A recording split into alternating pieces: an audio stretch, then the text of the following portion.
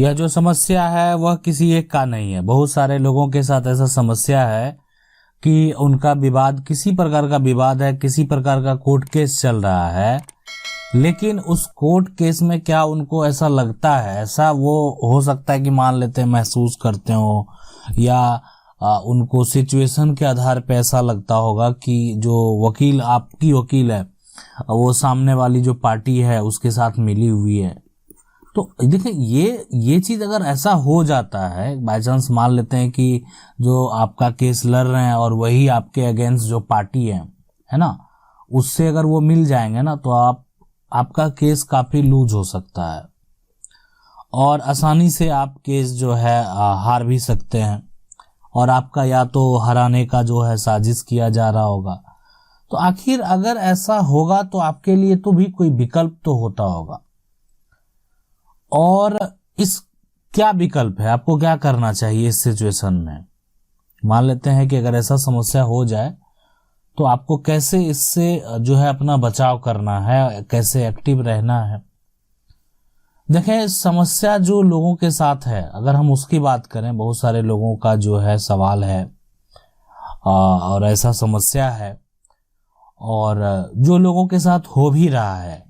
ऐसे सभी लोगों पे आप ब्लेम नहीं डाल सकते हैं कि सभी लोग ऐसे होते हैं, इसलिए। लेकिन हर विभाग में अगर देखा जाए तो अच्छे लोग भी हैं, और काफी संख्या में अच्छे लोगों का परसेंटेज ज्यादा है,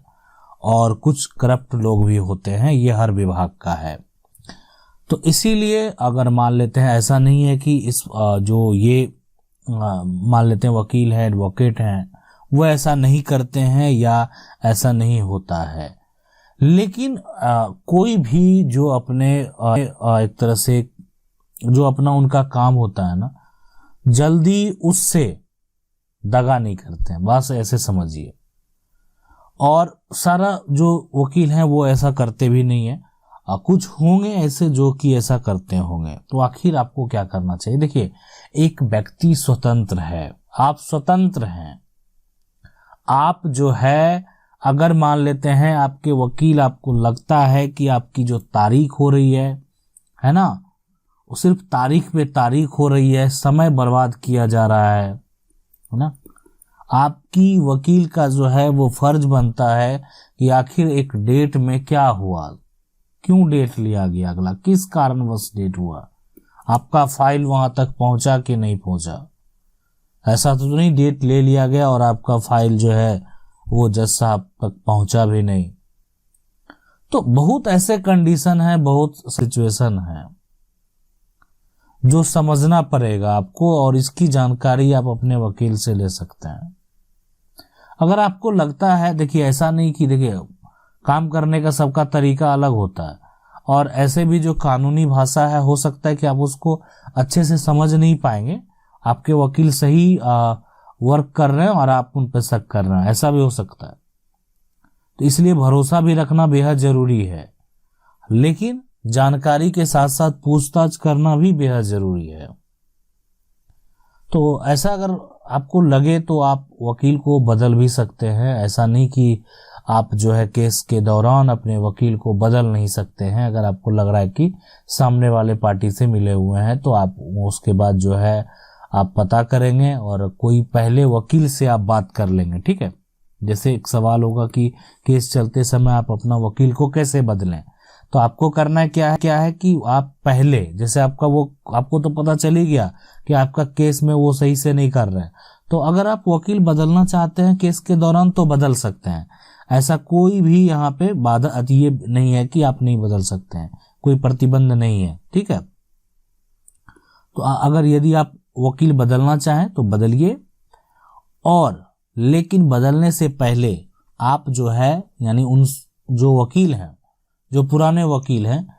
उससे पहले आप एक नए वकील से बात कर लें कि और उनको अपना सारा बात स्पष्ट करें कि उनके साथ क्या समस्या हुआ है। अपना जो आपका समस्या है उसको आप जो है जाके शेयर उनसे करें, और उसके बाद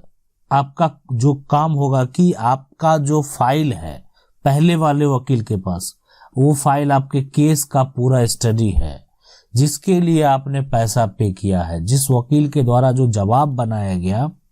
है ना, वो सारा डिटेल या किस किस प्रकार का है, क्या क्या विवाद हुआ, किस तरह से केस जो है उसमें विवाद को स्पष्ट करके जो है वो केस रजिस्टर किया गया, सभी बात का पूरा डिटेल होता है उस फाइल में। और वो फाइल के साथ साथ आपको उस वकील का एनओसी भी ले लेना चाहिए, नो ऑब्जेक्शन की, ताकि आगे चल के वो आपको दिक्कत ना करे। तो अगर इस तरह का किसी प्रकार का कोई समस्या आपको उत्पन्न होगा, है ना, वकील के द्वारा, तो फिर आगे भी आप एक्शन ले सकते हैं, वकील को भी नोटिस किया जा सकता है। अब सवाल ये उठता है कि आखिर क्यों जो है फाइल और जो एनओसी है उसको देने से वकील मना करेंगे। तो इसका कारण बहुत लोगों का होता है, सिर्फ पैसे की बात, कि अब मान लेते हैं कि कुछ अगर पैसा का बीच में आपका फंसा हुआ है, आपने पूरा पैसा पे नहीं किया, जो उनका शुल्क है वो आपने पे नहीं किया, तो इस तरह का विवाद अगर होगा पैसा का, तो ये हमारा कानून में बहुत जो है आप समझ सकते हैं, सुप्रीम कोर्ट के जजमेंट में भी बहुत ऐसे जजमेंट हैं जिसमें ऐसा कहा गया है कि अगर वो वकील जो है, अगर वो फाइल जो है वो पैसे के चलते नहीं रोक सकते। हाँ, पैसा बाकी है तो पैसा तो देना ही पड़ेगा, पैसा निकालने का बहुत सारा तरीका होता है। अगर हाँ, लेकिन पैसा भी जो आप मौखिक तौर पे कह देना कि हाँ हमारा उसके यहाँ पैसा बाकी है, इस काम का पैसा नहीं दिया, बिल्कुल नहीं। आपने वो सारा नियम को फॉलो किया कि नहीं, आप पैसा कैसे ले रहे हैं, क्या प्रोसेस है उसका, जो आपको जो कोई वर्क का पैसा एक तरह से मिल रहा है उसका आप बिलिंग कर रहे हैं कि नहीं कर रहे हैं। बहुत तरह की चीज होती है जब हम कानूनी तरीके से किसी से पैसा वसूलते हैं, तो सारी बातों को यहाँ पे समझना बेहद जरूरी है। तो अब ये है कि जैसे कि मान लेते हैं आपका जो वहां पे देखें ये भी कि आप जो प्रेजेंट रहते हैं या किसी कारण बस नहीं जाते हैं, तो आप अपने केस का ये भी पता लगा लें कम से कम कि आपका जो वहां पे अटेंडेंस है वो बनाया जा रहा है कि नहीं बनाया जा रहा है। मान लेते हैं दो व्यक्ति के बीच में विवाद है, अब एक तरह से 4 लोग हैं, ए बी सी हैं और डी हैं, और एक तरह से मान लेते हैं 3 लोग हैं, है ना, या 2 लोग हैं, ई है और एफ है। तो अब मान लेते हैं 4 लोगों में से कोई एक लोग भी केस में प्रेजेंट हो रहे हैं, तो जो वहां पे अटेंडेंस कम से कम उसका बन रहा है कि नहीं बन रहा, जो कि वकील का काम होता है। जो आपके वकील है अगर वो नहीं बनाएंगे, आपको अब्सेंट कर देंगे बार बार, हो सकता है कि वो सामने वाले पार्टी से मिलके ऐसा कर रहे होंगे, तो बहुत तरह की चीज है।